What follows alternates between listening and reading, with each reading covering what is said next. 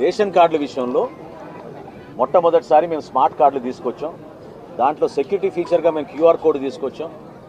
రాష్ట్రంలో ఇందాక నేను మీకు చెప్పినట్టు 1,46,00,000 కుటుంబాలకి రేషన్ కార్డు అర్హత ఉందని మాకు ఈకేవైసీ ద్వారా కూడా పూర్తయింది.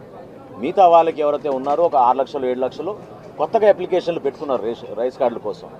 ఆ రైస్ కార్డులో కూడా ఎక్కువ మంది పెట్టుకుంది కుటుంబంలో అది కొత్తగా చేరిన బిడ్డల్ని చేర్చుకోవడానికి కోసం ఎక్కువ శాతం నమోదు చేసుకున్నారు. గతంలో ఉన్న మ్యాపింగ్ వాస్తవం. ఆ కార్యక్రమం గురించి ఒకసారి గౌరవ ముఖ్యమంత్రి గారితో సమీక్షించి జిఎస్డబ్ల్యూఎస్ స్థాయిలో సామాన్యులకు ఇబ్బంది కలగకుండా మేము డైరెక్ట్గా వాట్సాప్ ద్వారానే ఆ సదుపాయాలు కల్పించడానికి కోసం ప్రయత్నం చేస్తున్నాం. ప్రస్తుతానికి కొత్త కార్డుల విషయంలో కానివ్వండి, మెంబర్ అడిషన్ విషయంలో కానివ్వండి, మెంబర్ డిలీషన్ విషయంలో ఎవరైతే మన ప్రాంతాన్ని వదిలేసి వేరే ప్రాంతానికి వెళ్ళాలో వారి విషయంలో, ఇతర దేశాలకు వెళ్ళిన వాళ్ళ విషయంలో, అడ్రస్ మార్పుల విషయంలో ఎక్కడ కూడా జాప్యం లేదు. 21 రోజులు మాకు సమయం ఉంది. అప్లికేషన్ తీసుకున్న తర్వాత 21 రోజుల్లో ఖచ్చితంగా వాళ్ళ అప్లికేషన్ని మేము ప్రాసెస్ చేసి కొత్త కార్డు జారీ చేస్తాం. ఎండిఓ వాహనం తొలగించడం వల్ల ప్రభుత్వానికి ఎంత బాధ్యత దక్కుతుంది? అదే డీలర్లకి పాత కమిషన్ కంటిన్యూ చేస్తారా, లేదంటే ఏమైనా మార్పుతున్నారా?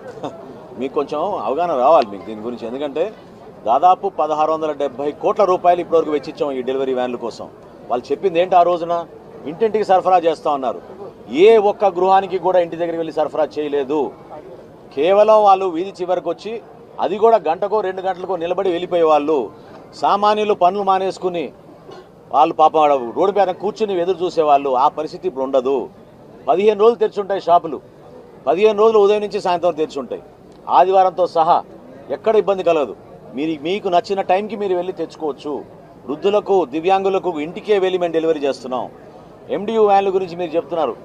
ఈరోజు మనం తీసుకున్న నిర్ణయం వల్ల దాదాపు 385 కోట్ల రూపాయలు ప్రభుత్వానికి, దానివల్ల కొంచెం మేము బ్యాంకులతో మాట్లాడిన తర్వాత తప్పకుండా మీ ప్రభుత్వానికి వెచ్చించాల్సిన డబ్బుని మేము తగ్గించేటట్టు ప్రయత్నం చేశాం.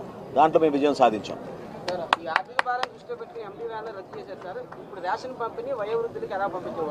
ఇంతసేపు చెప్పాను కదా. ఎట్లా అవుతుందంటే అది కాదండి.